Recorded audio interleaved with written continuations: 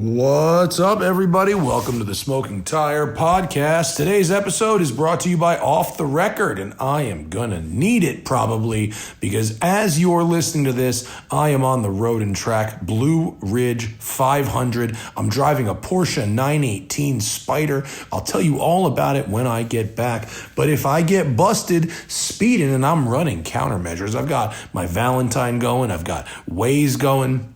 I am as covered as I can be, but if I can't resist the 900 horsepower and I get boostado, I will need Off the Record just like you do if you get busted doing any type of moving violation. Go to offtherecord.com/TST. That's OFFTHERECORD, offtherecord.com/TST. And Off the Record will set you up with a qualified attorney in a jurisdiction where you got that ticket. All you have to do is set it up and then turn your brain off, and Off the Record will handle it. One of their qualified attorneys will fight that ticket all the way up to the Supreme Court if need be. And of course, offtherecord.com/TST is the code you use to get 10% off all legal services through Off the Record.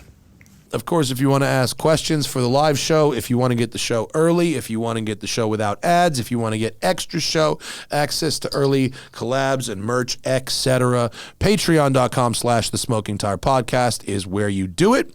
All right, on this episode of the podcast, Rob Dietz, a.k.a. Wob, is in studio. Rob is the biggest or second biggest bring-a-trailer seller of all time, going back to the very first week they started offering auctions. And we're talking about strategies for maximizing your return, trends in the market, all kinds of interesting stories with the buying and selling of cars online that are now totally ubiquitous. So this is going to be real interesting. Everyone, be real nice to my new friend, Rob Dietz, on the Smoking Tire Podcast.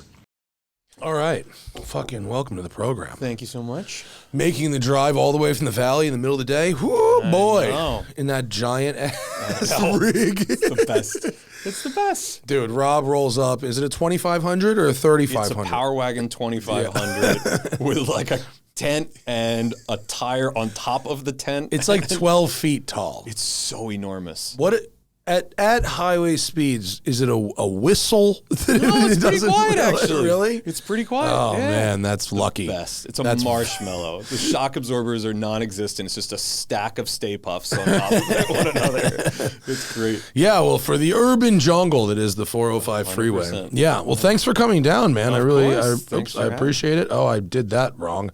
Oh no, what have I done? I'm solo today, and Zach isn't here, and I have to do the old producing. There we go. And I got the camera angles wrong. Dude, I was looking up some stats today. Yeah. You are a real fucking heavy bike seller. Are you the all-time biggest seller? I believe you are, right? So there's three guys. It's me, Matt Crandall, who's 911R, and Anthony Serra, who's 1600 Veloce. I think Veloce's got more volume. You have 1,901 listings on Bring a Trailer, which is fucking I think nuts. Dollar volume, we're definitely the highest of anyone on BAT. I think we're at like 165, $170 million worth of cars we put on Bring a Trailer. That's a lot. It's so many cars. That's and the so worst part many. is I would say I could probably refer to 95% of them. So, well, that would be a fairly savant-like talent. It's useless brain space. But you said when I saw you at our mutual friend's birthday party the other day, shout out to Pete, that you go, because we were talking about the processes and all this kind of stuff, because I'm doing it real small time on behalf of a few of my clients, right. At Westside, and you said some really interesting things, but the first thing that caught me was you said, every one of those comments is really me. Yeah. And I was like, that's so many. Like, it's a lot of comments. Because we were watching, you just had a car that ended today. Yeah. A 993 Carrera S. Yeah, it was a cool car. Really cool car. Yeah. Do you know that I have an identical car that we're listing, and that Bat said, please wait until Wob's car is done. Sorry. Ours had, whatever, who cares? It's another like 6 days. It's the same color, Aero Kit, C2S car, so we were waiting, to see what yours did. Yeah. And I was watching the comments in this one. This was a heavily commented, heavily watched auction for a popular car. And the volume at which you were commenting is pretty extraordinary. It's important. It's the most important thing. And you see these sellers where they just don't do anything, and and there's just no enthusiasm, right? Well, you clearly, I mean, the other thing is the new way to look at selling cars, which is very interesting that you pointed out the other night, is sort of cars as content, meaning that the listing isn't a traditional listing. It's now a piece of content subject to the same sort of algorithmic trends of any other piece of content. Yep. 100%. Which is a crazy thing to think about.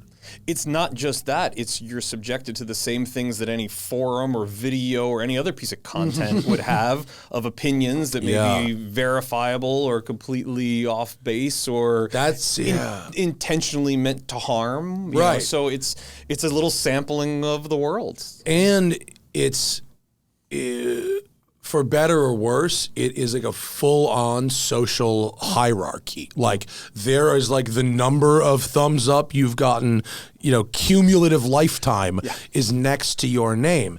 And when you're a person that is representing another person's car, if it's a car you're consigning, if it's a car that's my customer's car that I'm just presenting for them, you can't risk being seen as uncooperative because then it's like now because every listing is an audition for your next listing.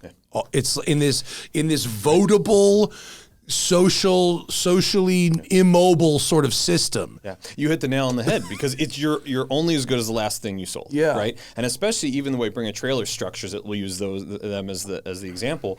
You can only go back so far in a portfolio to see what you've sold. So 2 weeks ago, I could have sold, a 300 SLR and set some crazy record on it. And then if the next week I've sold, some off-the-shelf car or whatever, here's the history, here's the cars. So it's not just the cars, but then the content. So what have you sold for me lately? Yeah, exactly. And then how did that auction go? And then if you carry in that wrong enthusiasm, I've seen it happen to people. They put a couple cars for sale, one auction goes off the rails a little bit, and they go in the next auction, people go, well, look what happened in his last car, watch out. And so there's really a lot of thought that goes into managing it the right way and going back to being the sole voice of content. I know every opinion I've ever written on there because it's been my opinion every single post ever on Bring a Trailer. So, but I think it's important because then there's no crossover. I can always say, hey, in the past I used to feel this way about this car, but now I've changed my opinion. Fine, we all do as we get exposed to different cars, but now if I say, this car is the worst thing I've ever driven in my entire life, well, guess what? It's still the same, right? Yeah. It's my voice. So. So for me, when I'm, helping other people list their cars, I'm able to be pretty dispassionate about what the car, is and isn't. And I find that to my customer, that's an advantage. Sure. And I find that to the buyer, that's probably an advantage. But that may be second tier strategy when it comes to the content curation portion of the listing. Right. Like you want it to sort of be like a reality show competition or like a murder mystery show that sort of like builds tension to that final 10 minutes of bidding where you want to get the frenzy going, right? Yeah. And so it's like I found that like one of your moves that's like real money is like, why give away what you can sell, which is my favorite line from The Great White Hype. Why put the service records in the listing when you can put them in the comments? We were talking about this last week. Dude, that's the move. I mean, that's really the move. Because when you put an image in the comments on these auction sites, it sends an alert to all the watchers. Yep. 100%. And so you can just repeatedly ping these people throughout the week. It's a very proactive thing you have to be doing. Yeah, well, I mean, let's look at it like anything else, right? The more timely something is, the more interest level there is, right? So some of these premium auctions that are almost 2 weeks long, you put everything out there, in 2 weeks, I don't remember what I did 2 days ago, let alone 2 weeks ago. So you forget about cars, or, oh, is that still live? So getting people back into an auction takes content, takes people, oh, what did he post? Oh, what's new? What's fresh? And you have to keep adding information. You have to keep adding depth and breadth to the car and why you'd want to buy it. Otherwise, it's just a static ad, and it's almost no different than just a Car Gurus or Auto Trader ad, where it's just content that's there and you can digest it at any time. Well, and like to be fair, like if there's an individual selling a car or a professional selling a car, being honest and upfront and putting all the information in the listing. That's not the worst thing you could do. I mean, that'll probably get you 90 to 95% of the way to your goal. Yep.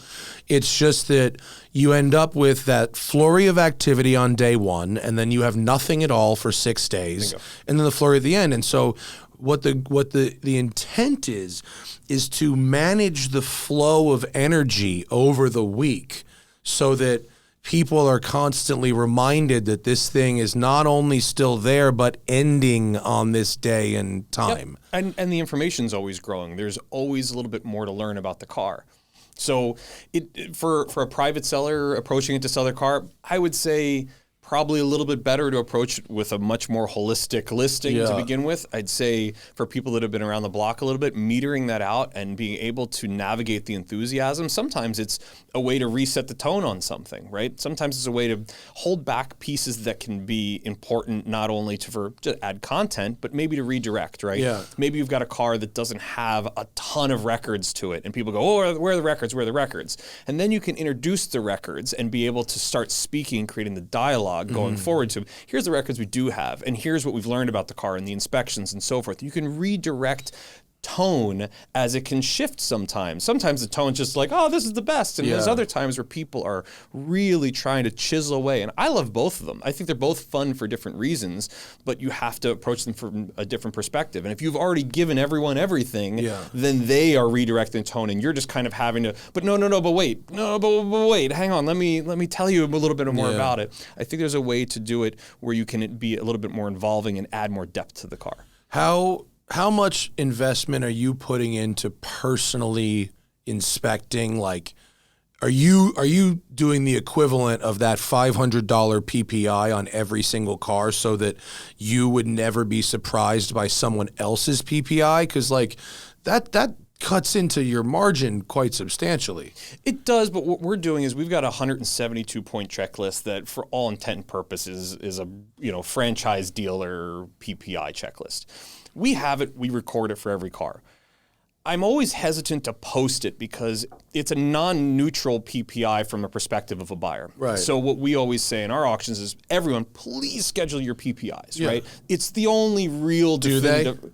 Folks, we got to take one quick break from the action because Factor's coming in hot for fall. It always feels like a reset, right? Summer's over, back to school, busier routine, shorter days, dark at 5:30. Yikes, finding time to cook can be super tough. For me, it's not about cooking, it's about lunchtime. Finding a healthy lunch can be tough, but Factor is there. Their chef prep, dietitian approved meals make it easy to stay on track and enjoy something comforting and delicious no matter how hectic the season gets. There's more variety and more meals now with a bigger selection of weekly meal options, including premium seafood choices like salmon and shrimp at no extra cost. They've got more GLP-1 friendly meals and Mediterranean diet options. And for the first time, Asian inspired meals with bold flavors influenced by China, Thailand, and more. 97% of customers, including me, say that Factor helped them live a healthier life. You can feel the difference no matter your routine. I use Factor for lunch because when I come off the mountain, when I'm filming, whatever, that morning is so busy, I never make time to prepare and plan a healthy lunch. So by the time I get back to the office, I'm like starving, and I tend to want the closest thing around. Well, if that closest thing is Factor, I'm eating healthy. Right? When I've got that Factor, I know there's 4 or 5 healthy meals in the fridge waiting for me that I can eat within 2 minutes in the microwave right when I get home. You can do it too. You can eat smart at factormeals.com/tire50off and use code tire50off to get 50% off your first box plus free breakfast for 1 year. That's code tire50off at factormeals.com for 50% off your first box plus free breakfast for 1 year. Get delicious, ready-to-eat meals delivered with Factor. Offer only valid for new Factor customers with code and qualifying auto-renewing subscription purchase. We're also brought to you today, sponsored in fact, by Rula. Rula is a new way to do therapy, right? Mental health. That's what I'm talking about. Talk therapy. I have seen therapists for over 20 years. I've seen the same therapist for over 10 years, and that therapist went from in-person to virtual during the pandemic and has never gone back. So I know that virtual therapy is honestly the same as in-person therapy, but the problems are A, finding a new therapist if you don't have one or lose one, and B, figuring out the insurance, because so many good therapists just don't take insurance at all. And taking care of your mental health shouldn't be harder than your physical health. If you pull a muscle, you see a doctor, you got insurance. But when it comes to finding the right therapist, it's frustrating. There's wait lists and there's huge costs. So Rula makes therapy simple, affordable, and fast. They work with most major insurance plans, and the average session copay is just $15. That's basically the cost of lunch. But instead of a sandwich, you're investing in your own headspace. And with Rula, you're not just matched and left to figure it out. They check in and make sure you're actually making progress. Every therapist on the platform is licensed, vetted, and picked for their expertise, so you know you're talking to someone legit, not just whoever happens to be available. It's easy to get started. You answer a few quick questions about what matters to you, and Rula connects you with in-network providers who actually fit your needs. You choose the times and could be talking to a therapist as soon as the next day. No weeks of waiting or endless back and forth. So thousands of guys have already used Rula to finally get the care they need. Don't keep putting it off. Go to rula.com/tire. That's RULA.com/tire to get started today. Take the first step, get connected, and take control of your mental health at rula.com/tire. And now back to the show. I mean, no. My I mean, answer is no. It's not you really. know the frustrating part is that there's a lot of people that want to schedule things that are not PPIs that are very time consuming. I want to look at the car, but they don't know what they're looking at. So they come and they look at it and they kind of walk around and go, wow, this is cool. And there's an hour of time spent just kind of circling around the car, not really doing anything. Whereas that time could have been spent better with an actual PPI. And I think some people are resistant to spending a few $100s sometimes, especially because what Bring a Trailer in particular brought to the market was this ease and access where you didn't have to be local and you had this different level of exposure and different level of well, and they transparency. think about, I mean, to their credit, think about what Bring a Trailer requires versus what it took to throw a car on Craigslist Nice back car must see. in 05, Yeah. 8 shitty fucking pictures. And, so you do have, I feel like you have enough information. It's like a Dunning-Kruger. Yeah. You have just enough information to think you have all the information. Yeah, 100%. 100%. It's fucking, I'm just going to vent about this one to you. When you make it easy to do a PPI, you make the car available whenever, come to a PPI. Maybe you even recommend a list of experts locally. Here's 4 people you pick. One of them comes, they find a couple of things wrong with the car. Yep. Someone who's been paid to find something wrong with the car, finds something wrong with the car. Yep. You're a fucking liar now, Rob. Yep. That is the only time it's like, bro, I've made it so easy for you to learn everything. Like, I don't know everything. Right. Obviously, the mechanic had to find this. I don't fucking know. And cars are subjective, too. Here's the thing. There's certain things that are objectively measurable, right? The brake rotors are in this amount of spec or not, right? Yeah. Cosmetic is unbelievably subjective. So our PPI could note minor stone chips on the front of the car, right? To another guy, that could be like serious thing. Insta repaint. Right, exactly. Oh, there's stone chips. Oh, this is the end of the world. So that's the biggest reason, in my opinion, for PPI. Not even the mechanical end. The mechanical end is easy to quantify, but now in this world of collectability, we're seeing so much focus on cosmetic. Paint, has there ever been paint? God forbid the car ever got scratched. Anything ever. Dude, I hate when people just dismiss a car because it's had the bumper. Like, do you understand that every car from 2002 to 2010 that came with factory or dealer PPF needs a front end repaint? 100%. You cannot remove this shit. It is awful. It is awful. I bought my NSX mint, 17,000 miles, factory fucking PPF. Trying to upgrade it, it peeled a third of the paint off the bumper. 100%. What now? Talking about conversations that I had to really capitulate on, PPF was one of them. On Bring a Trail, I go, oh God, please don't PPF your cars. And now we're obviously in a different spot where, you know, new PPF is different. Yeah, new PPF is great. But old stuff, like, oh my God. God help you. You call a reputable shop and you say, I got to remove factory PPF on a 997 turbo. They're going to go jump in a bath of cyanide. It is. Oh God. Well, you know, talking of the gripes that are similar to that would be, you know, kind of our ongoing Carfax gripes, and this is a dealer-wide thing where, you know, damage, you know, reported. We had a funny conversation the other day. We had a Mercedes SLR McLaren edition that we had live. Had a damage report on. Now, it's a fully restored factory car, right? This car went back to McLaren where they completely made the McLaren edition. I don't care if that car was upside down and on fire before, right? It's a factory It's been gone through by the appropriate people. Right. But a damage report, okay, damage reports are a little scratch, something's, you know, simple. So in talking to Carfax, we kind of said, you know, we really got to get this off of here. This is not, the car was never, you know, damaged in any meaningful way. We knew all the history of it. There was never any paint work. There was never anything. We knew the history of it. Nothing ever happened. And so one of the responses back to the damage report was that a damage report can also mean that the car had some restoration. And we're like, wait, restoration is now damage?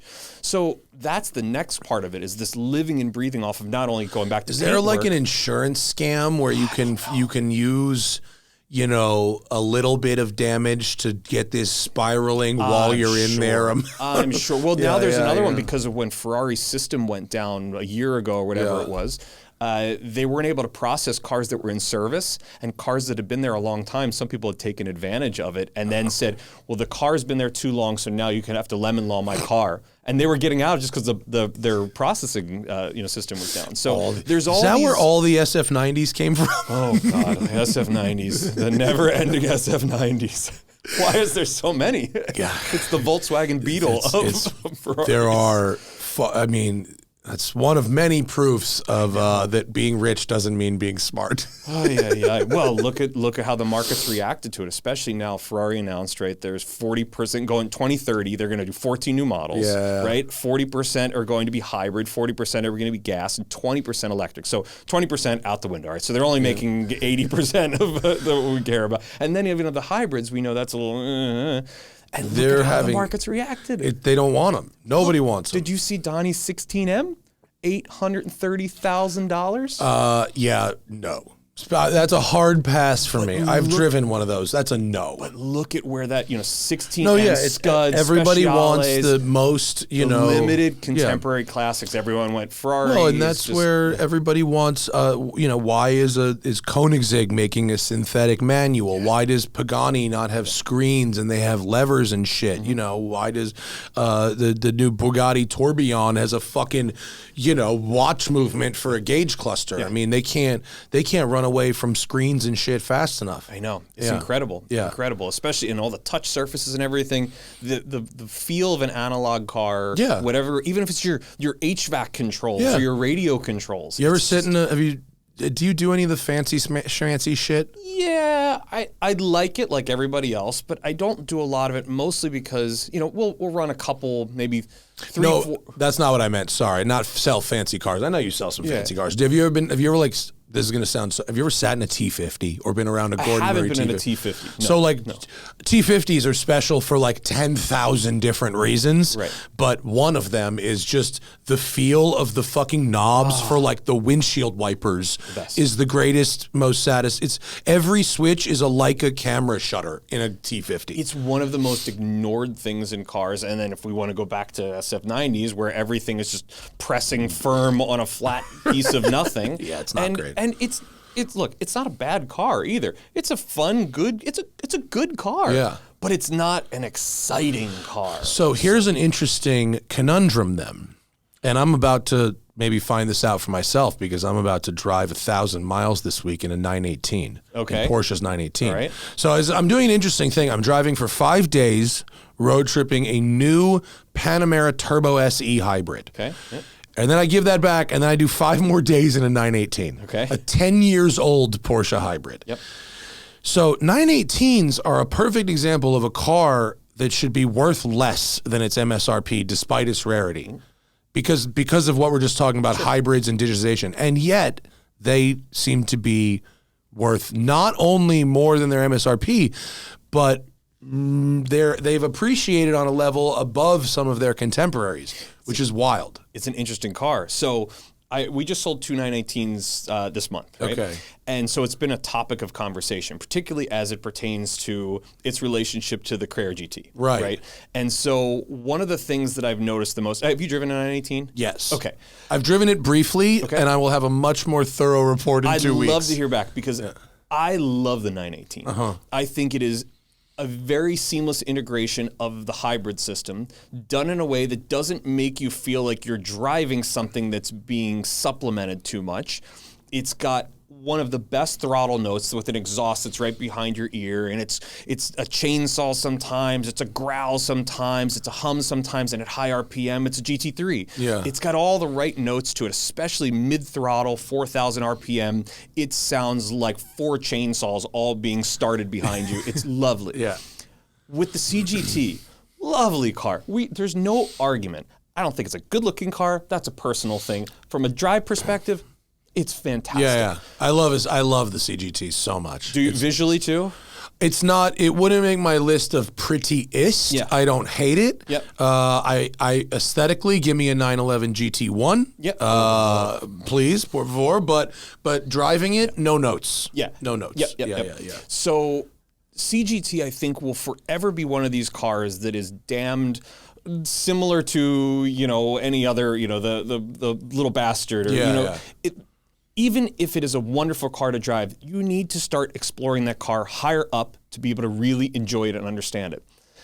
There's a lot of guys that drive them. If they drive them, maybe they're 5, 6 tenths, and they're always just holding back a little bit, whether it's the Paul Walker effect, whether it's the journalistic effect of these are hard to drive, or whatever the case.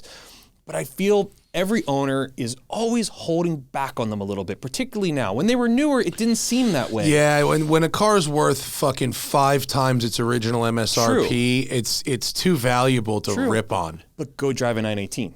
And that's where the really big part comes, because you can go drive a 918 at 8 tenths and go, I'm in total control of this car, and it's a dance, and it's rewarding, and I'm not so sitting there on the edge going, do I need to worry about this car? Is it going to do something that I'm not ready for? This is why I always end up voting for the second place finisher in Performance Car of the Year, is because I want the psycho car, and most people don't actually want that. Right. Yeah. Right. And the CGT is lovely, but I think 918s particularly, there's nothing that's followed it, right? If that trifecta time was P1, the LaFerrari, and the 918, right? Yeah. Ferrari's released 75 other cars since. McLaren's released 275,000 cars since. I don't even know what McLaren's offering anymore. And Porsche is still, even in their advertisements now on their own site, or 918. Yeah, that's it. That's the last king of the hill. It's probably car. the fucking car I'm driving. It's the blue one that they still have. It was my car got used for the Delta shuttle for about 6 months.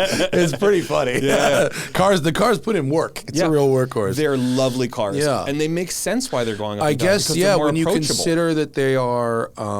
Guys, we got to take one more break for Smalls. I love reading for Smalls because I love my cats. Smalls love my cats, and my cats love Smalls right back. My cats are, I mean, I travel a lot, right? And I have an in-home cat sitter, so their routine doesn't get messed up when I travel. But that doesn't mean, like, when I come home, they aren't super, super stoked to see us, and they just, like, come running up. They all want treats. They want me to take them outside in the backyard to get some sun, because the cat sitter doesn't do that, rightly so. And they want their Smalls treats. They absolutely love these dried fish treats from Smalls. They are so, so good. And man, when they get that delicious, fresh, like real food, cat food, man, do they love it. The listeners of this show, they know my cat can't live without the Smalls. And now you can get 60% off your first order plus free shipping at smalls.com/tire. Smalls cat food is protein packed. It's made with preservative-free ingredients you'd find in your own fridge and delivered right to your door. That's why cats.com named Smalls their best overall cat food. The best thing about the Smalls is I'm really using specific feeding times. I'm not letting them graze all day. So as such, I'm doing more of the canned protein-rich food, less of the other brand's dry food that I was leaving out all day. And my cats have started to lose a little bit of weight. My two fat girls are a little bit slimmer, but they're all ready to eat their own bowls twice a day, and it is great. My cats love the taste of Smalls, and they just crush it when I put it down. So what are you waiting for? Give your cat the food they deserve for a limited time because you are a Smoking Tire listener. Get 60% off your first order plus free shipping when you head to smalls.com/tire. One last time, 60% off your first order. It'll make it a big one. Plus free shipping when you head to smalls.com/tire. And now, back to the show. That there really hasn't been a successor, whereas both McLaren is now on its second, if not third or fourth, really successor Ultimate Series car, and Ferrari's now on certainly at least two down the road, kind of. Yeah. F80 is real ugly. Everything they're making right now is ugly. I'm sorry to say. I think they're in a tough position, and this is not I love Ferrari, but I think they're in a really tough place going forward, and I don't think people realize how bad it is until we're going to look back and go, God. Yeah. Because actually, I don't mean to be so harsh. The 296 is somewhat pretty. 296 is all right. 296 is pretty. It's not a car I'd want, but it's pretty.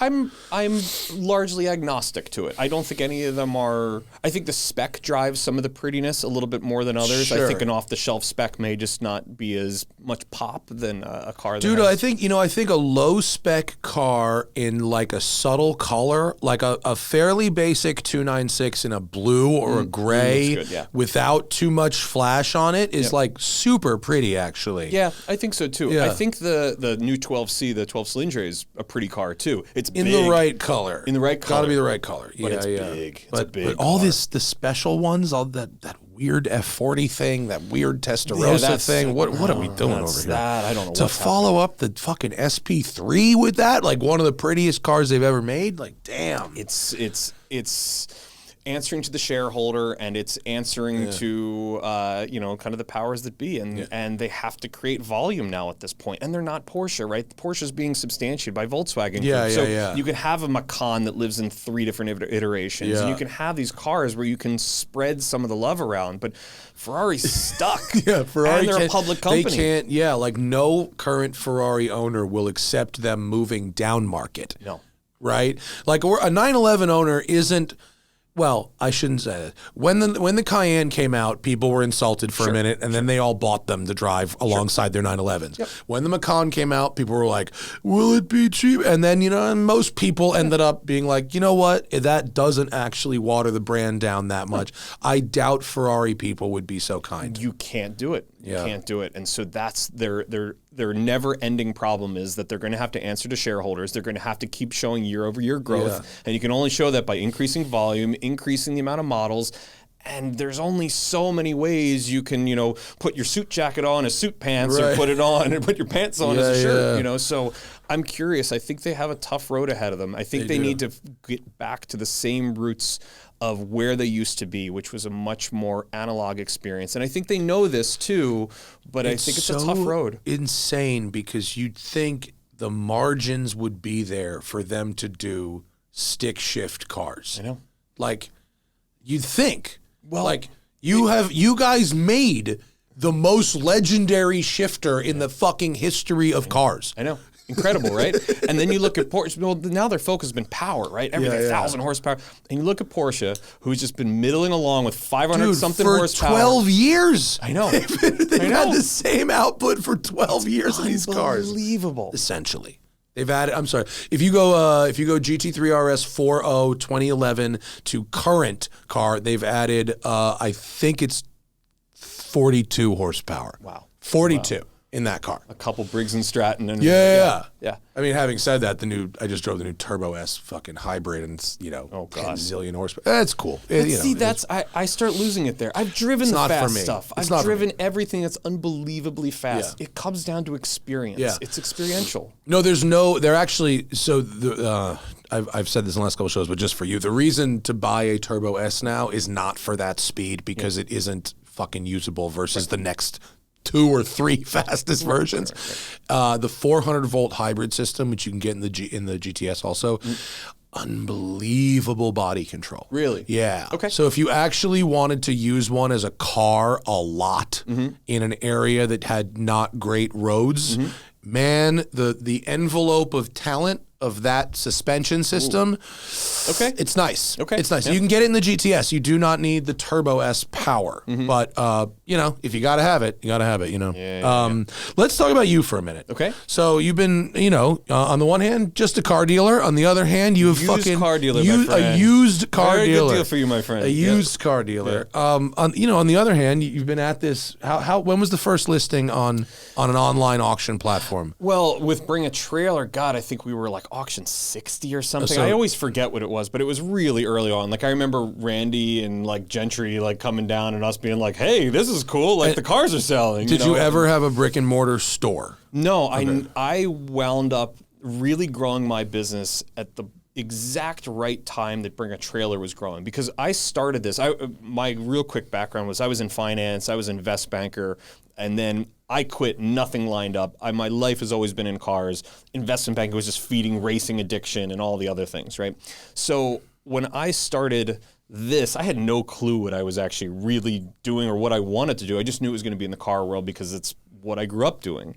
And so I wound up actually I was flipping cars in the driveway. I mean, I had like 40 Range Rovers at the house, like Range Rover Classics, all in different states of disrepair. And eventually I got the right routes to kind of think, hey, I'd love to manage some car collections. I think that'd be fun, help guys out who've got a big, significant collection. And sure enough, I found a couple people, met a couple people, and started doing some of that. And that started gaining access to some really special cars. And then we started advertising even in the eBay days, where it's like, who has an NSU Spider for sale? Oh, I have one. Or who has some other obscure car? And so at the time, I was able to advertise these in places like, eBay or, whatever other, facets we had then.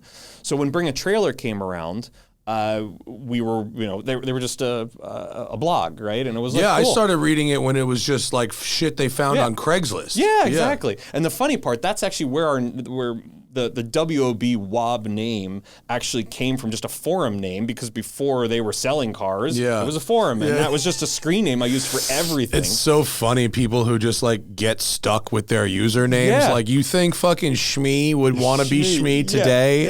And I like Tim, he's a good guy, but like, if you knew that username when he was like 13, yeah, exactly. That's what this is. Forever. This was a little girl who couldn't pronounce my name correctly. It's the dumbest thing on earth. Somewhere there's like a 40-year-old woman out there who's got a whole business named after her, and she has got no clue. Oh, hey, you don't know me. See, bullying works. No, yeah. okay.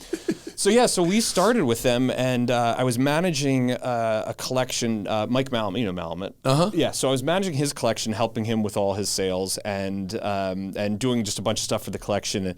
And I'm going to give him credit, even though I'm going to give him like 50% credit here. But no, he was like, hey, bring a trailer. Maybe we should put a car on. I was like, yeah, let's do it. And so put a car on there and did really well. And lather, rinse, repeat. It was like going really well. And I remember there was a week where there was like 14 cars live, and that was at the time like, wow, 14 cars on Bring a Trailer. Yeah. And we were like 7 of them. And it was like, all right, well, hope we're putting the eggs in the right basket. But it was just a continued, re-up of let's push the envelope a little bit. And usually pushing it first didn't really work. You put a car that was like a little outside of the buyer's perspective in there, and it wouldn't do well. And then you try it again maybe a little bit later after somebody who was searching for like, oh, wow, they had that, Pinsgauer. Oh, I was looking for a Pinsgauer. And so it was one of those things where you push the line and know that you're probably not going to be the pioneer. You're going to be the guy who just gets the arrow on his back. Sure. And kind of. That's been me at every level of online video production, by the way. Yeah. Good. First guy to try something, get your ass kicked. Yeah. Next guy makes a fortune. Yeah, but that's the important part. The important part is that the creativity still all right. exists. Yeah, it's all because right. Because if it's just about the view or the whatever, then the I don't know, the important it's about the money, it's the Rob. money, it's baby. about the money. Someone's got to fund this habit. Yeah. So it's we started early on, and we grew a lot with Bring a Trailer as they grew, and then COVID came around, and while obviously a really challenging thing for a lot of people, Somebody got lucky. Business-wise, it went crazy. Yeah. That's fucking nuts. It The went level at which online shopping was extended to things that cost $300,000. Right, which paired so well. We talk about the PPIs, paired so well with like, I like it, bid. Yeah, bid. And you saw these crazy prices, and people were just like, oh, I can't leave, I can't look at it. Okay. Yeah. And so it became part of our, I think, reputation and transparency came through a lot of that because we knew we were having to cater to a crowd that couldn't really see the cars. So we were growing simultaneously as Bring a Trailer was growing.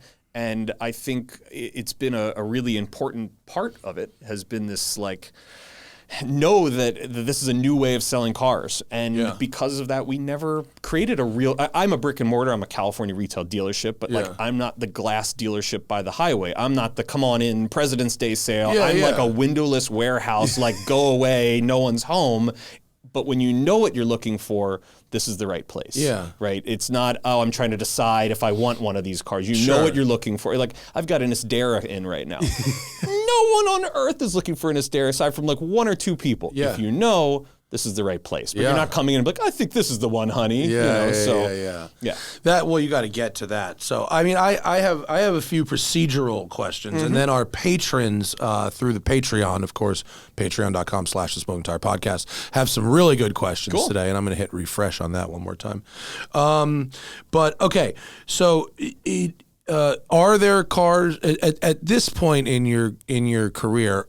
You are no longer seeking out cars to sell. They're passively coming to you. Rob, I would like you to sell my car. I would say the overwhelming majority are coming to me, but there's definitely still stuff that, is out there that you're looking for, the stuff that you're never going to find unless you start, cracking some doors. But is it like when you're talking about a car like that, is it I'd like to own that car, or like I'd like to consign that for somebody just to check it off a list? Like, there can't be that much thrill in just consigning some bucket list car for somebody, can there? For me, there is. All right, there cool. is Okay. Because you know what? There's a lot of cars that you and I probably know very well that like you really want to experience and have a role in that car's history and be able to really speak to it in depth. And there's no planet in which you want to actually own it, right? Like an XJ220 is a lovely experience to be able to go, God, what a cool thing. Well, and now never touch it again. I mean, you know what?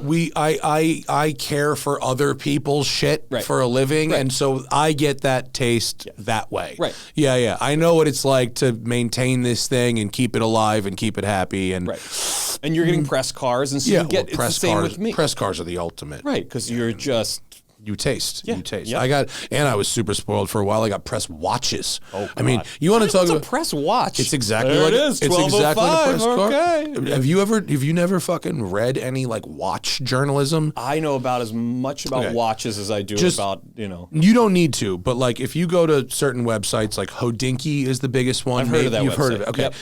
If you want to fucking have your mind completely blown, consider the fact that there are people in this country who could comfortably write 4,000 to 5,000 words about a watch. I mean, look, I'm not saying I can enjoy consuming that content, but I'm saying that someone can find that much to say about a fucking watch. And to that end, press watches are just like fucking press cars. Incredible. I appreciate the mechanics of it, the machinery of it, or the engineering of it. It's beautiful. But holy cow. But maybe a watch guy from the same perspective goes, how are you writing 5,000 words about a car? It's got wheels, it's got a steering wheel. There are deep nerds at every level of everything. So press. I love that exists. But you know, watches are a thing like cars.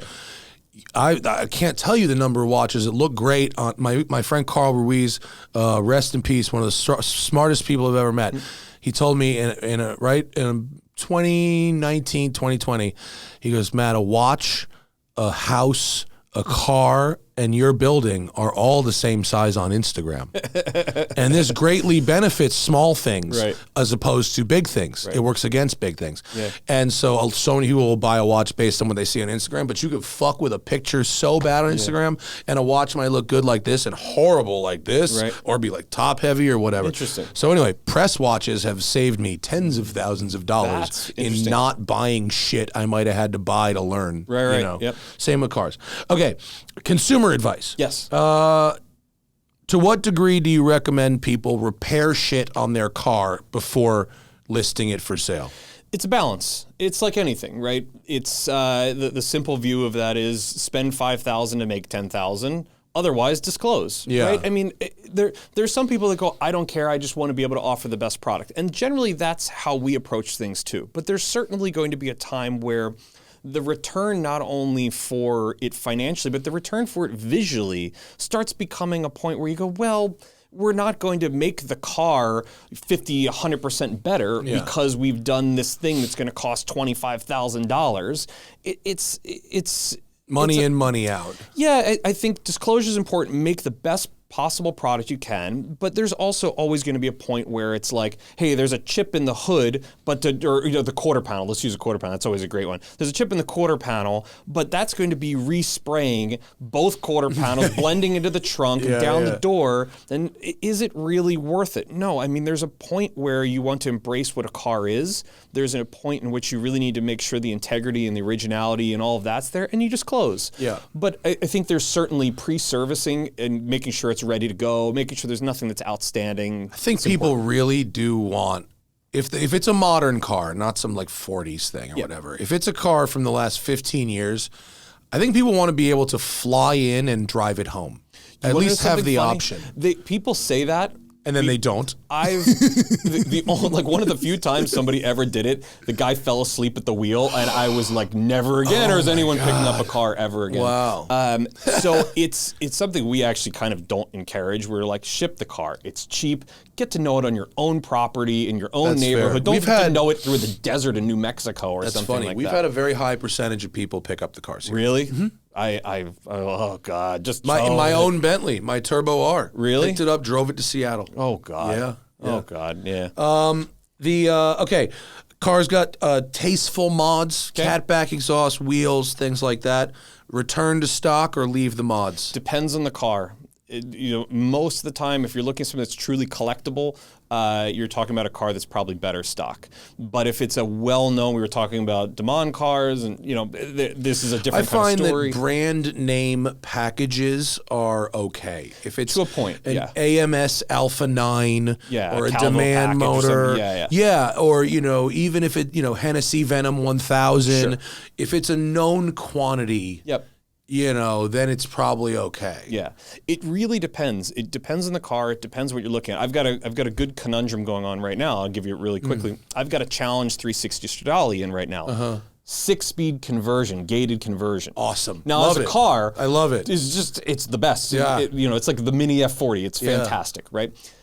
As a collectible piece, it's in this weird area because it's like, well, 360 Stradales have gone through the roof, but this car already was a 6-speed converted car, which is only Wait, like it was two converted parts. to Stradale or converted to manual? Converted to manual. Okay, yeah. So it's like two parts. There's nothing major here, but the car was that. Do you kill value by turning it back to stock? No, I'd sell it like that. I know, it's brilliant. Yeah. It's brilliant. Because here's why.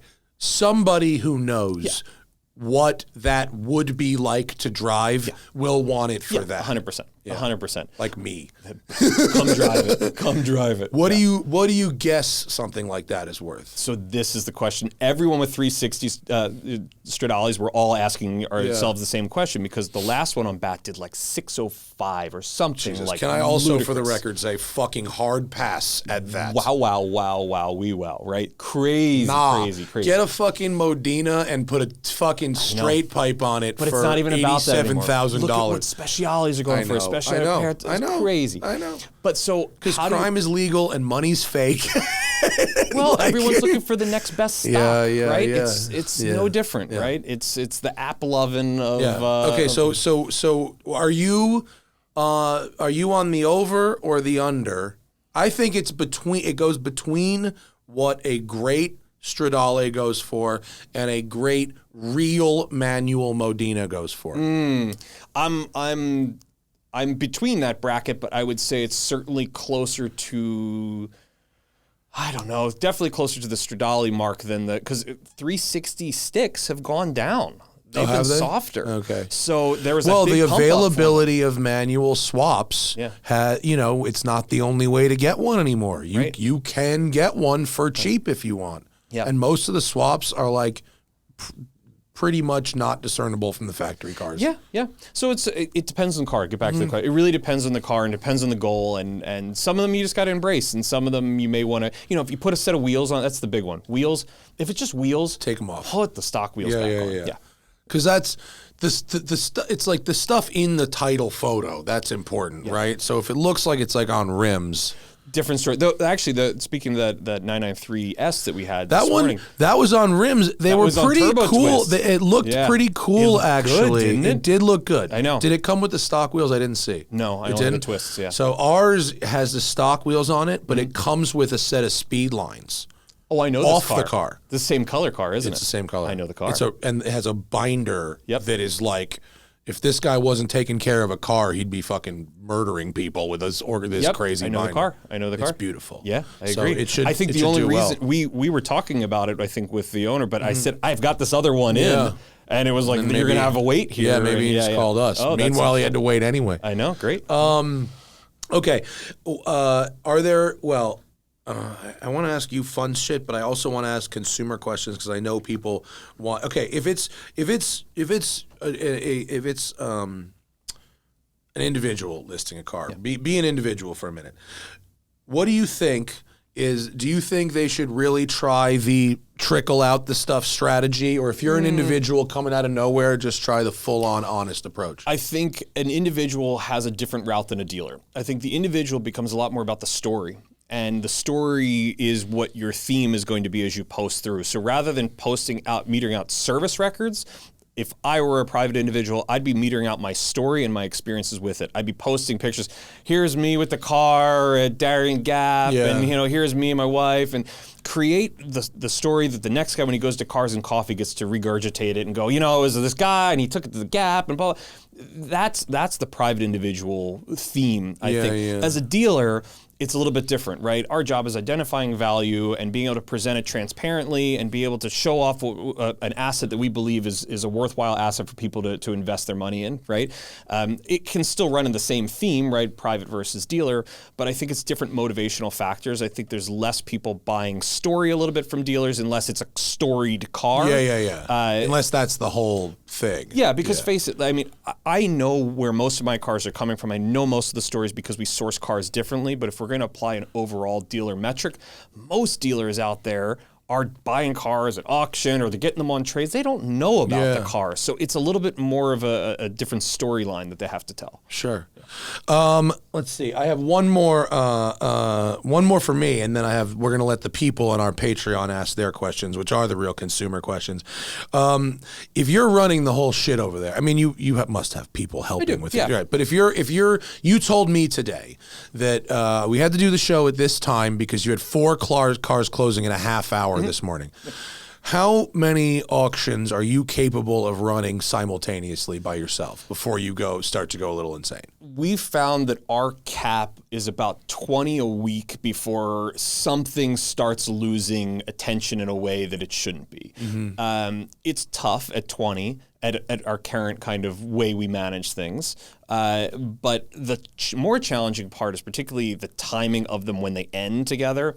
When they're all ending, there's also a post, like a timing cap where you have to wait 10 seconds between a post. So if you got 4 cars ending, it's like, all right, wait, 1, 2, 3, 4. Wow. Oh, go to the next auction right now. So that's crazy. Yeah. So they like literally, that's like when fucking Delta lets you book an unmakeable connection. Yeah. You gotta think, can you, I mean, you at least must be able to talk to someone at the team and go, hey guys, listen, if there's going to be this restriction, I'm gonna need a guaranteed spread on this. After how many years of doing this, we figured out how to work around it in a large capacity, and you kind of structure it a little bit. But can you have like WOB and WOB2 commenting? We thought about doing a WOB Lite or WOB Projects, to try and kind of tier the branding a little bit more to kind of go like, hey, because there's cars that we're like, hey, this doesn't cut the mustard for what we want to sell. This is the equivalent of the second YouTube channel.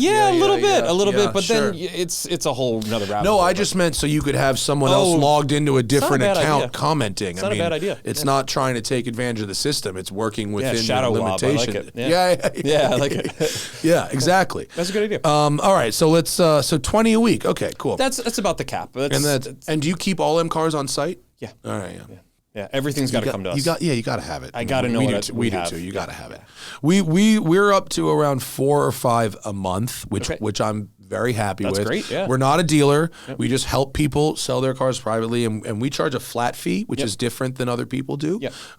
And whether, however you want to do it, works for us. And so we have this we got a really nice 993 C2S Aero kit coming. Yep. And speaking of stories, this one's a little sad. We have we're helping a guy sell his wife's car. She unfortunately has dementia, but she's had this Alpha Spider for I think it's a 90. It's an airbag car, so that's sort of at the very end, but wow, is this fucking thing mint. Really? When I went down to look at it, it's at our other store, and I went to look at it, I thought the guys had already detailed it, and they're like, we haven't even touched it yet. What color? Red tan, but just lovely little car. Great. I'm going to do the little character. The fucking shifter on the dash. Fantastic. It's like Rad Racer. So much character for the money. There's a lot of car that gets, I think, largely ignored in the market for a lot of different reasons. But I think it's a lot of car. Yeah, they're really cool. So I'm going to do the driving video tomorrow. Oh, fun! Take a little spin. Oh, do you do the driving videos? I do all the driving videos. That's awesome. Yeah, so I think that's. It's like a little mini review. They get people like that. They get some little odd comments from me and you trash talk them ever. You're like, oh, what is that clunk? No, but I point. I mean, I do. I we're honest. I point stuff out. Yeah, it's so far I haven't had any. I haven't had any mechanical issues. Smells a little like fire in here, but shifts are good. Synchros are good. Very lucky. Let's go to the Patreon and let's see. Joe with a great question. We've already kind of answered it, but just to clarify, is there such a thing as too many photos? There was recently a CRX SI that had 800. Holy hell. I mean, I think like you said, the move is to use them in the comments to remind people that your car is there. Don't overwhelm them in the listing. I think there is a point in which it depends on what the photos are of, right? 800 photos there could be 400 photos of unbelievable records going back on some car. There, think about it. Records, you got a binder, people want to scan everything, go, here's everything.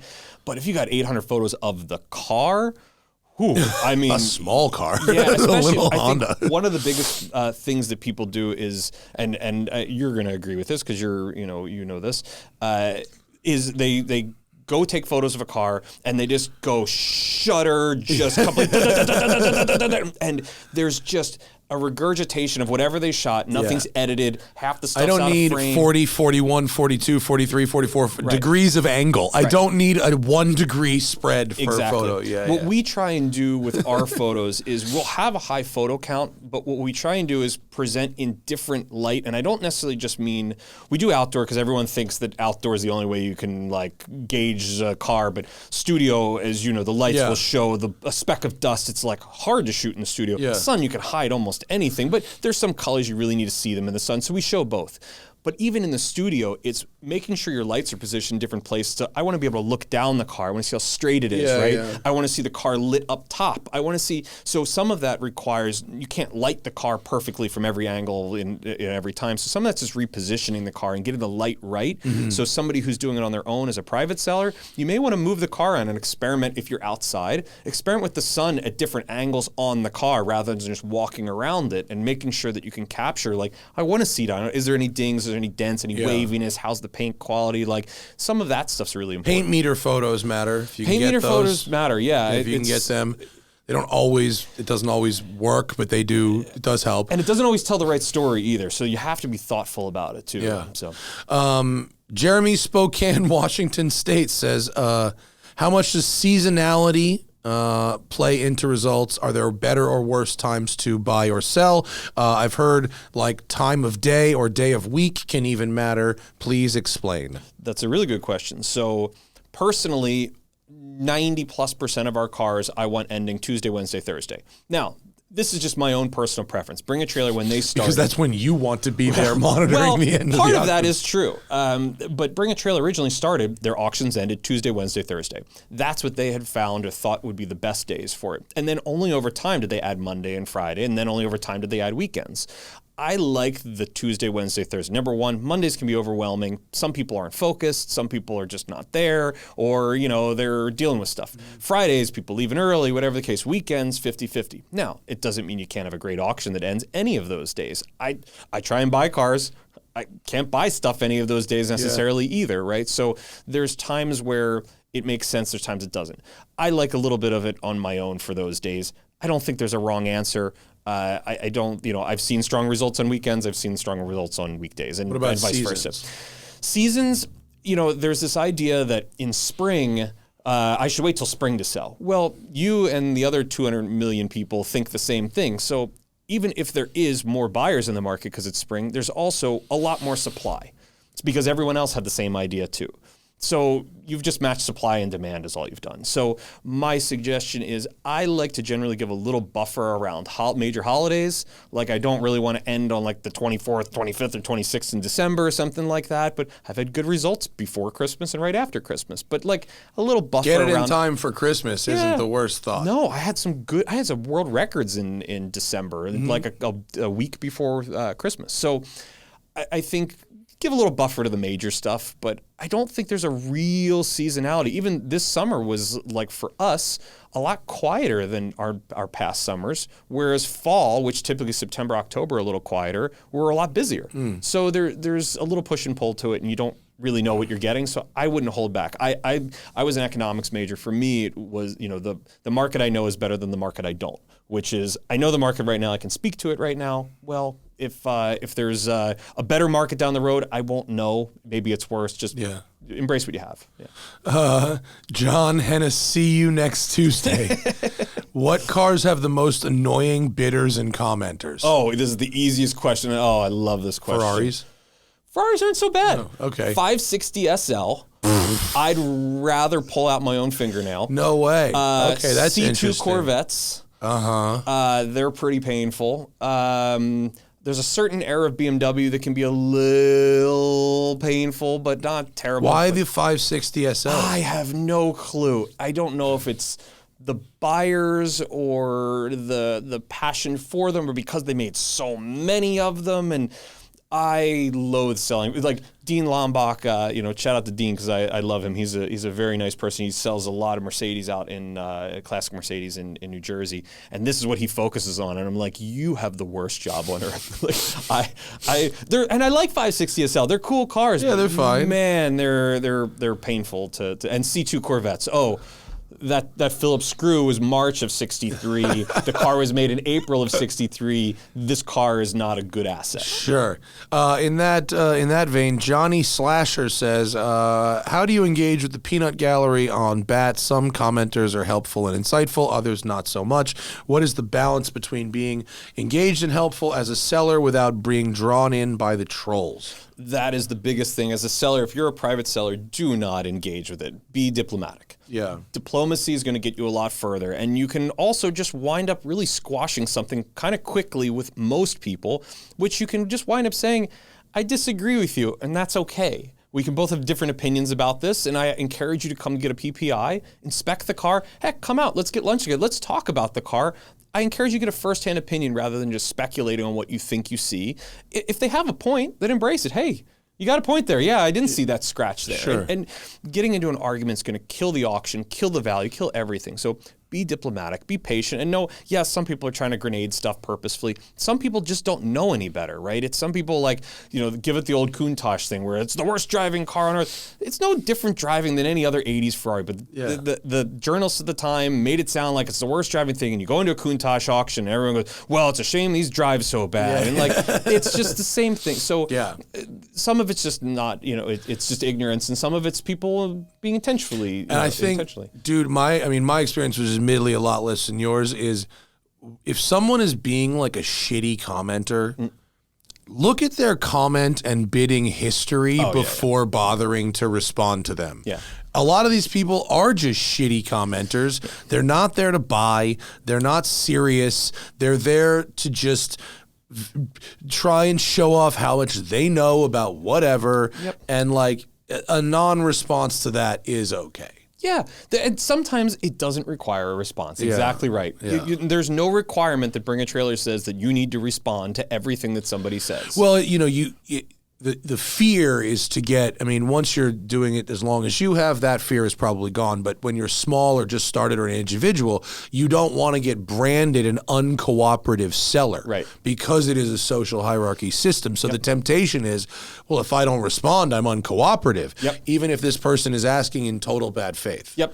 I one time got an email that arrived an hour prior to somebody making a post saying the seller is a seller who's not shown up. He's non-responsive. And buyer beware. And we just got your email an hour ago. Yeah. We get hundreds of emails on a car. A little patience. We've had someone comment that with 20 minutes or so to go in the auction, requesting paint meter readings. Yeah, you're like, dude. And it's like, man, where have you been for 7 days, bro? Like, and it's the kind of thing where we would do it. Like, no problem. Yeah, of course. You want paint me? Okay. Paint me earrings, no problem. But can I have any time at all to do this for you? Totally. Let's see. Gila Monster Greg, what's the worst personal car you've ever bought at an online auction? Oh God, at an online auction. Oh man, I don't even know. I fall into the group of people that I loathe as, I don't say loathe, that's the wrong word, but I buy so blindly. I don't PPI anything. I'm sitting here going, you should PPI everything. I don't PPI anything. So there's all types of stuff, but there's two types of buyers, right? There's seasoned buyers where you have a pretty darn good idea of what you're buying or you're not buying it. Or you're somebody who just doesn't really know any better and you may wind up with something that's not so great. So there's not a specific car that necessarily comes to mind that was particularly bad. Oh, there was a pretty bad 911 I bought where I went against my rule. I have a rule I'd never buy from Florida. Yeah. No, that's a very good rule. And it's like rule number one of the all cars that go to Florida should stay there until they go into the ocean. 100%. And I went against a rule and it came in and I was like, Jesus Christ. Just stuff that was pigeon welded together and it was mechanically sound, but the whole car was I bought my Ferrari 328 from Augusta, Georgia, and it was definitely driven there from Florida. Makes sense. Street Park says, for an individual seller, what quality makes a car ideal for an auction sale instead of an asking price sale, and vice versa? That's a really good question. I think it's more the person than the car. I think it's person, but I also think it's desirability of the car. And I also think, particularly if, again, we're going to go back to something like bring a trailer, it's how easily accessible is this car, right? Is this a 2025 911 Carrera like that anyone can just go into any dealer and buy, or is it a car that's just an off-the-shelf car?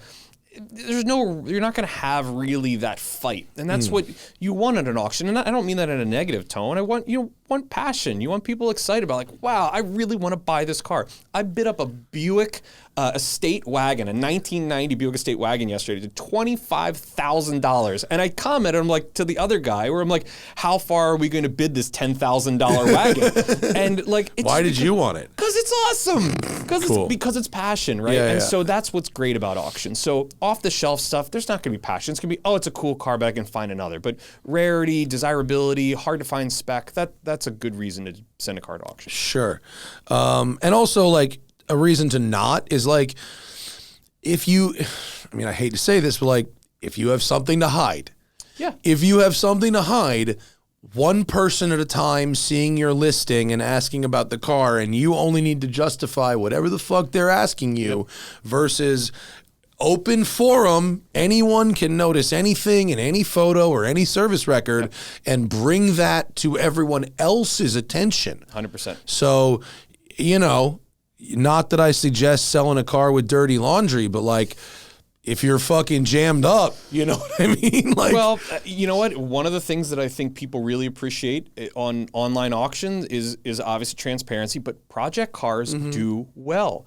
Don't be afraid to embrace what you have. This is a project. It needs a whole bunch of stuff done to it. Yeah. And you know what? People love the dream. Sure. Ted Stryker says, what are some of the more common irrational fears and misconceptions that people have about selling or buying a car from an auction site, and what would you tell them to give them more peace of mind? Well, I think people always are concerned about who are they buying from, right? That's the first one, especially when you're talking about a private seller who's maybe got no history on there. Well, am I going to send them the money? Am I not going to get it back? Or, you know, where am I going to get the car and so forth? I would say bring a trailer. Again, we're going to use them as an example, but I think Cars and Bids and some of the other ones have put in place basically escrow services for money, and so I think that's a good thing. I would say you can alleviate so much. Again, PPI, inspect the car, put eyes on it, and not like, oh, my buddy Jim lives close by, he'll come look at it, and he's just going to walk around it for an hour and go, yeah, it looks cool. So I think get a mechanic to look at it. It doesn't cost much money, especially if you're serious in the car, right? I certainly recognize that if you're looking at a cheaper car, $300 or whatever it costs for your PPI could be an expensive guess at the car.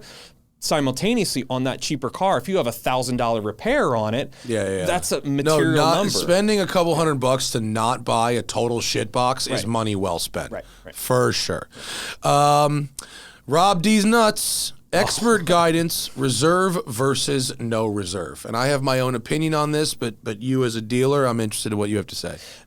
Depends on the car, as always. I'd say no reserve sets the emotion much different. Much different. People know it's selling. It tends to keep bidding lower for longer, which is good. Same thing, we want that return viewership, right? So you have people that are going, well, why is this only at $25,000? This is a $100,000 car. And they revisit, and they look at the pictures. What am I missing? I must be missing something. Maybe everybody else is missing something. And they've sold themselves on that car. So when it gets down to the end, they have this idea that, man, this is the car I wanted. I looked at it. I looked through all the pictures. I did all the homework. Why was it so cheap? I think it's right. That emotion's there, and it's not like a psychological trick. What you've done is got them invested in a car that now they actually understand, where they've looked at it and they feel comfortable with the car in order to bid. That said, no reserve can go the other way too sometimes, where you just don't have, where people kind of go, well, are they just selling it to sell it or whatever the case? I think quality of the car needs to be there and transparent as everything. I like no reserve. I generally sell my own cars no reserve. I think me too. The market is smarter. The aggregated market is smarter than me or you or any individual, right? They'll tell you what it's worth. It may be that day it was worth less and the next day it's worth more, or it may be the other way around. I would say newer sellers should probably think about approaching sales with a reserve as the first or second auction they've ever done. Go into it. Don't go into the kind of the big boy arena knowing that, you know, you could sell the car for a lot less. But also, don't be afraid to approach no reserve knowing that, you know, Bring a Trail's got like 2 million registered bidders or something. Yeah. Like, there's no deal. Like, I've sold what? I don't know how many cars. 1,901. So 1,901 cars we've sold on Bring a Trailer. I've probably bought 30, and of those 30, I was probably buying for half of them are probably for clients, and then the other half I was probably buying at full retail. Like, there's not a lot of deals, but what you're getting is transparency. You're getting, you know what you're buying, and that's more important than the deal. I like selling. So the way I decide reserve versus no reserve, my cars personally, if I'm selling my car mentally, it's gone. And I know that for better or worse, with my social media reach and the auctions and whatever, whatever market price is that day, I'll get it. Whatever market price is. If 100%. It's better, under, whatever it is, that's what it's going to be.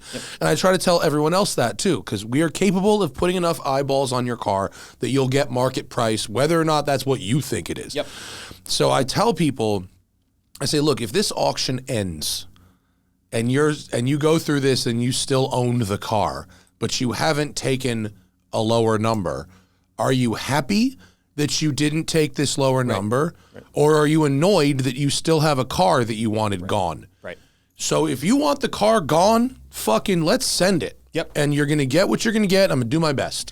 And your perception of value is immaterial to the buying public. They could care less what you think it's valued at. They're going to value it. Super Burrito says, I see a bunch of complaints on Reddit about buyers and sellers not following through with deals at the end of auctions. Have you had this happen? And have the auction sites been helpful about it, and or what do you do? So it happens from time to time, right? This is a business. I had this happen once. It was nuts. And you know, again, what, almost 2,000 cars. I don't know. Maybe we've had 100 cars out of 2,000, 50 cars out of 2,000. Generally, you go to the next guy in line. Sometimes you put some together there. Sometimes you don't. You know, and worst case scenario, you may have to relist the car. Some of those relistings don't do as well. Some of them actually do about the same. Some even may do a little bit better. We had a Ford GT that the guy didn't pay, a Carbon GT, and we relisted the car. It actually did better. And we're like, all right, well, hey, that worked out. So it's just part of it. You can't plan for it, so don't go into it thinking that way. It's a very immaterial percentage of auctions that actually end that way. So I would say don't hold your breath and just. It's weird. It is weird.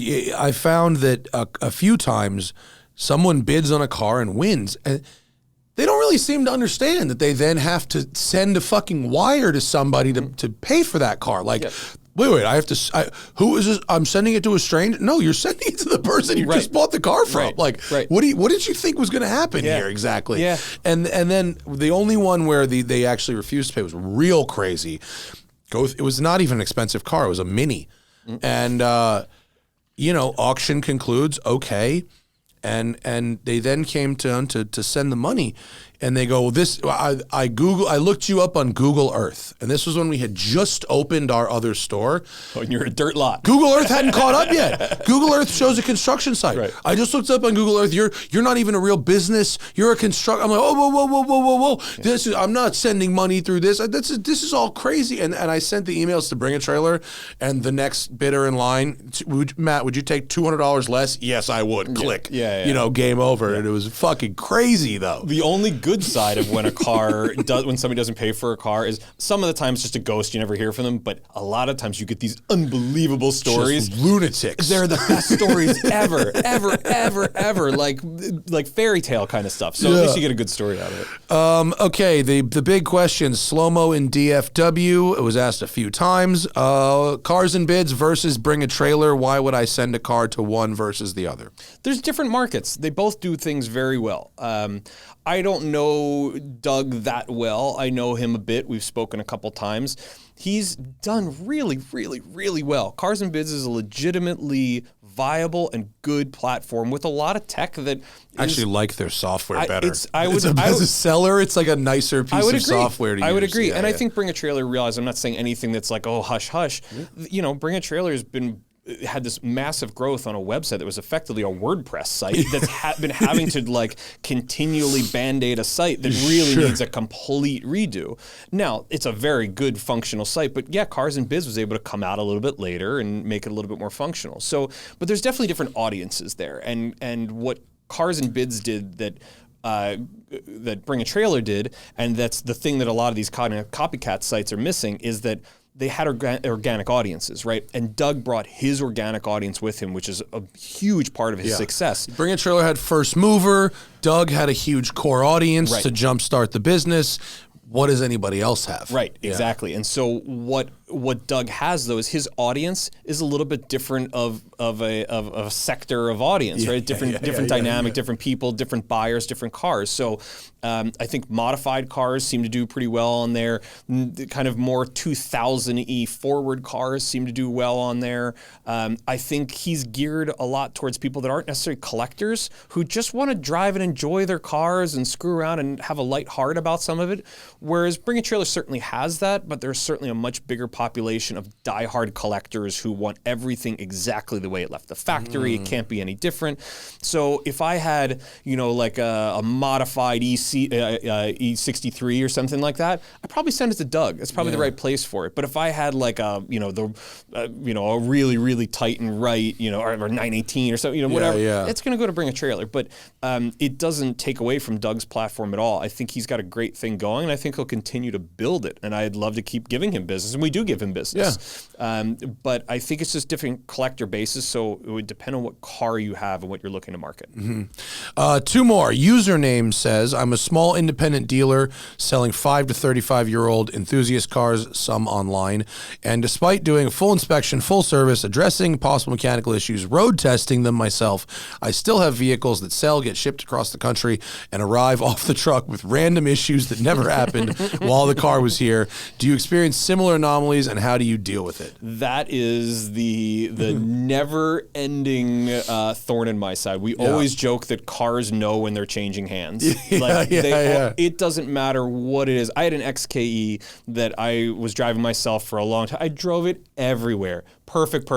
This just happened the other day. Perfect car. And I told the guy, and we've done business before, and I said, I've driven it everywhere. I was actually going to drive it to Pebble Beach. It's been lovely. Enjoy the car. He made it like 10 miles and broke down. Oh my God. But you can't plan for it. You have to do everything the right way. My suggestion would be, like anything, is document everything, be transparent, and be forthright. Hey, here's everything. Here's our documentation.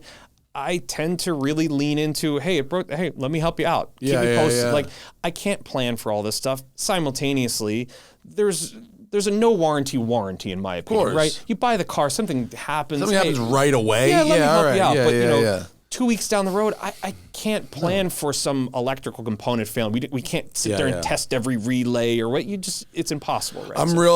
All I need in my whole fucking life is someone to go on fucking Reddit and go on a rant that Matt Farah sold him a piece of shit and wasn't honest about it. Yeah. You're in a really tricky position. Because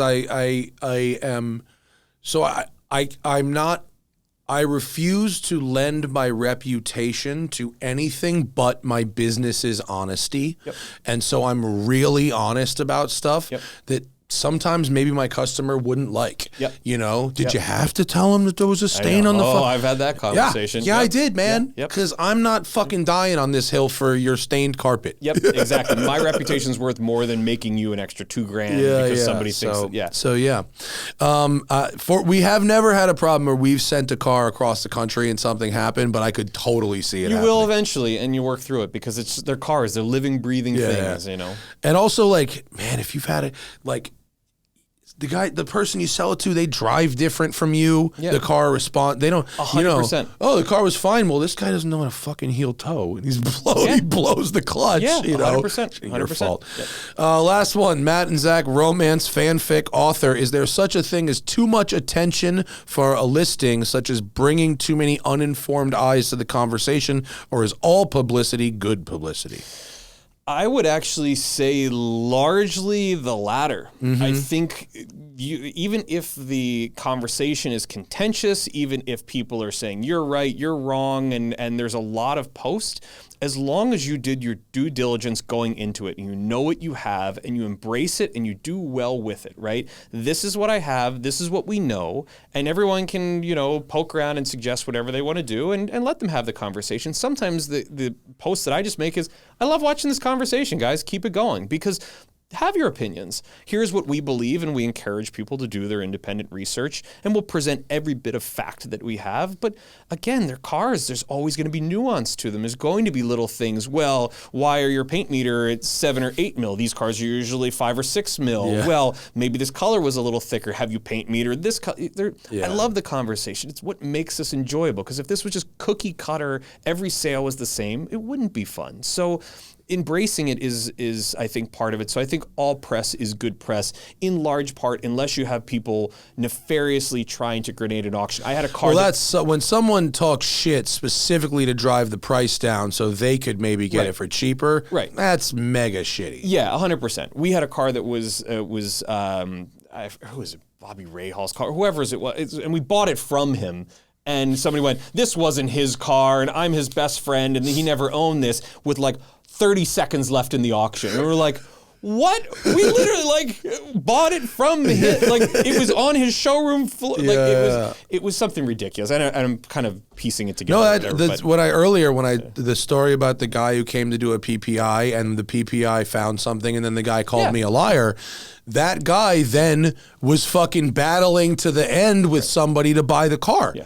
Yeah, and that car incidentally did set a record. It was the highest for a paddle shifted Ferrari 612. And even the other guy who called me a liar, as the losing bidder, bid more than anyone had ever bid for a Ferrari 612 before. Sometimes it's transparent. Fuck that guy. But here's the thing too: in all of our curmudgeonly gripes about all this, the fact remains is that we've got this platform, and most whether of the time it doesn't bring happen. A trailer, cars, whoever it is.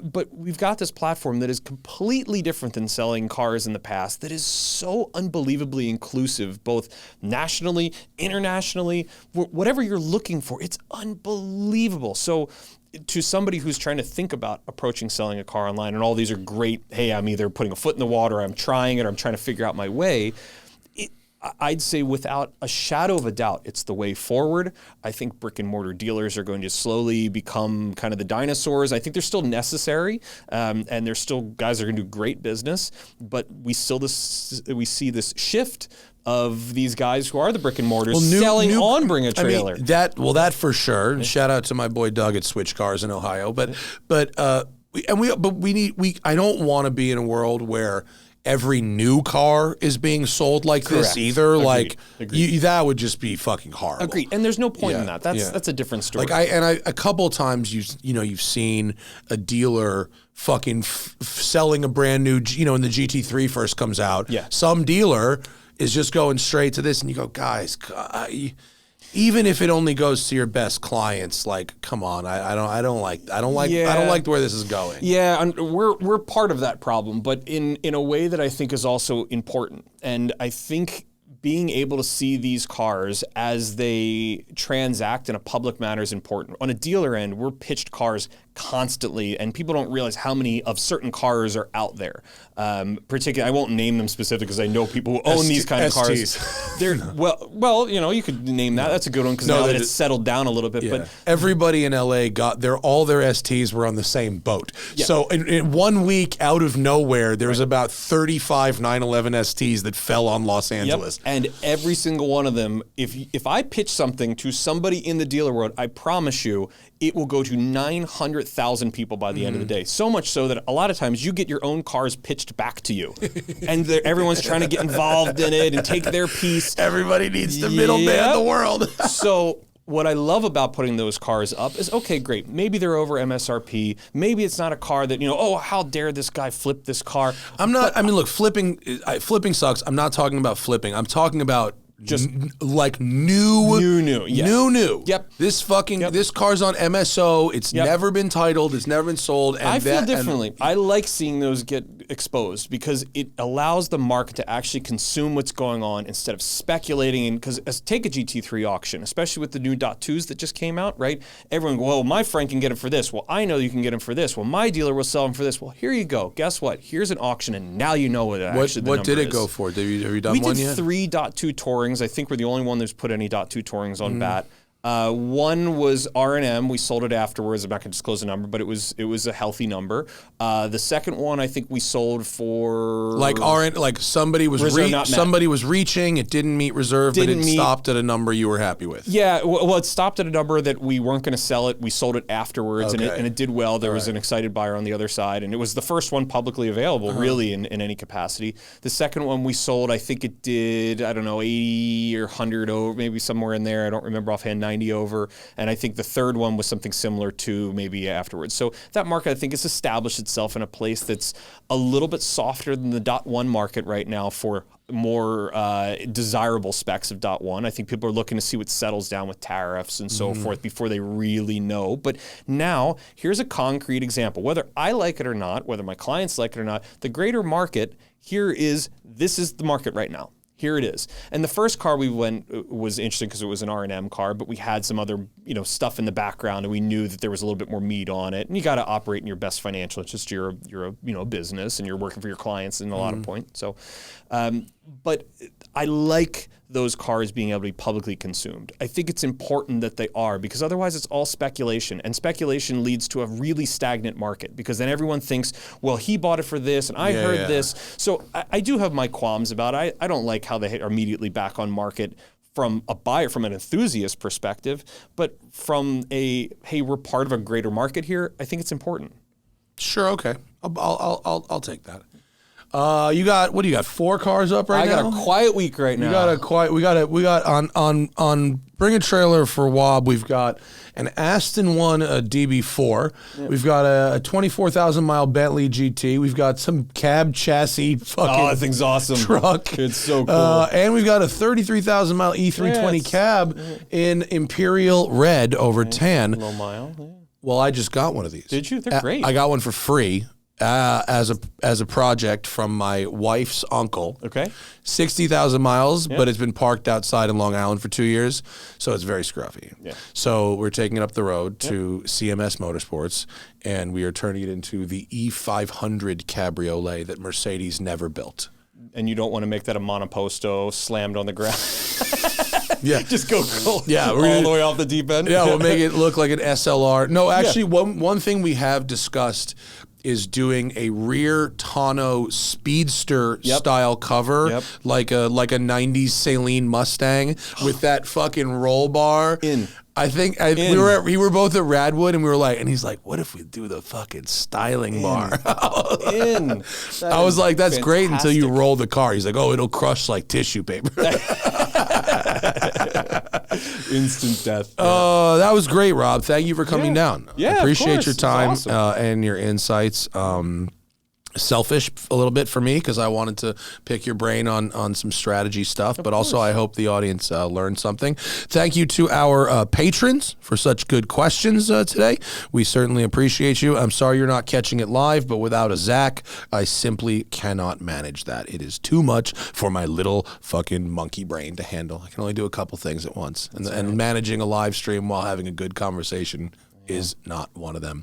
Wobcars.com if you want to see what they've got coming up on the auction sites.